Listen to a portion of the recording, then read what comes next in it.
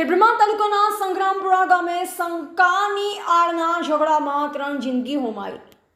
Police મહાનિરીક્ષક Shri Virendrasinh Yadav સાહેબ IPS Gandhinagar વિભાગ ગાંધીનગર તથા પોલીસ અધિક્ષક શ્રી સાબરકાંઠા શ્રી ડોક્ટર પાથરાસિંહ ગોહિલ સાહેબ આઈપીએસ નાઓએ શરીર સંબંધી ગંભીર પ્રકારના ગુનાઓ શોધી કાઢવા આપેલ સૂચના આધારે શ્રી ડોક્ટર કુલદીપ કુમાર નાતી સાહેબ નાયબ પોલીસ અધિક્ષક ખેડબ્રહ્મા નાઓના સીધા માર્ગદર્શન હેઠળ અમે ડીવી Hadad police inspector Khedbrahma police station તથા સ્ટાફના માણસો તથા એલસીબી ટીમ આ દિશામાં કાર્યરત રહેલ ગઈ તારીખ 25/4/2026ના રોજ ખેડબ્રહ્મા પોલીસ સ્ટેશનના હદના સંગ્રામપુરા ગામે ડબલ મર્ડરનો ગુનો બનેલ, જેમાં હકીકત એમ છે કે આરોપી શ્રવણભાઈ ચુનાભાઈ ગમાર રહે સંગ્રામપુરા તાલુકા ખેડબ્રહ્મા વાળો પોતાના પત્ની કાંતાબેન આડા સંબંધ રાખે છે। તેઓ વહેમ રાખી અવારનવાર ઝઘડા કરતો અને આ વહેમના લીધે આરોપીએ પ્રથમ તેના દીકરા કમલેશ ઉંમર વર્ષ આશરે 2 ને માથાના ભાગે કુહાડીનો ઘા મારી નાખી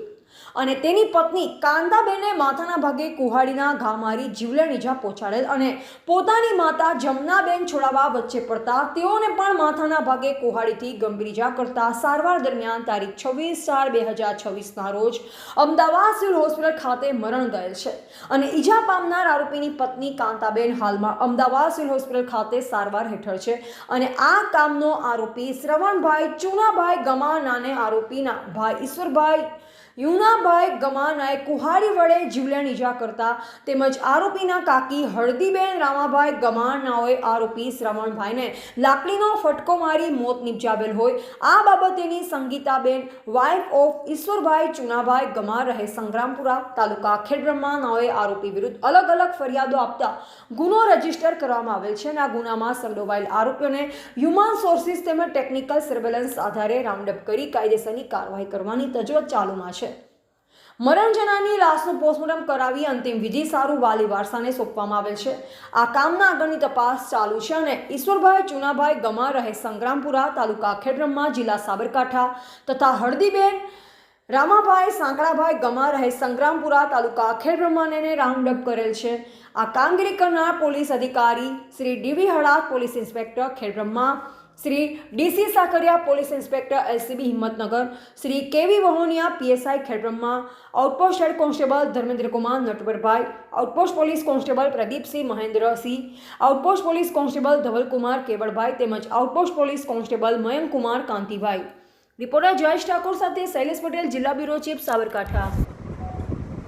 સાબરકાંઠા જિલ્લાના ખેડબ્રહ્મા પોલીસ સ્ટેશન વિસ્તારમાં સંગ્રામપુરા કરીને ગામમાં શનિવારની રાત્રે એક બનાવ બનવા પામ્યો છે। તેની હકીકત એ પ્રમાણે છે કે શ્રવણ ગમાર કરીને જે ઈસમ છે એ શંકાશીલ સ્વભાવનો, એની પત્ની પર શંકા રાખી અવારનવાર એની સાથે ઝઘડો કરતો હતો અને એ જ રીતે એ દિવસે એ રાત્રે પણ એણે એની પત્ની સાથે ઝઘડો કરી અને એની પર કુહાડીથી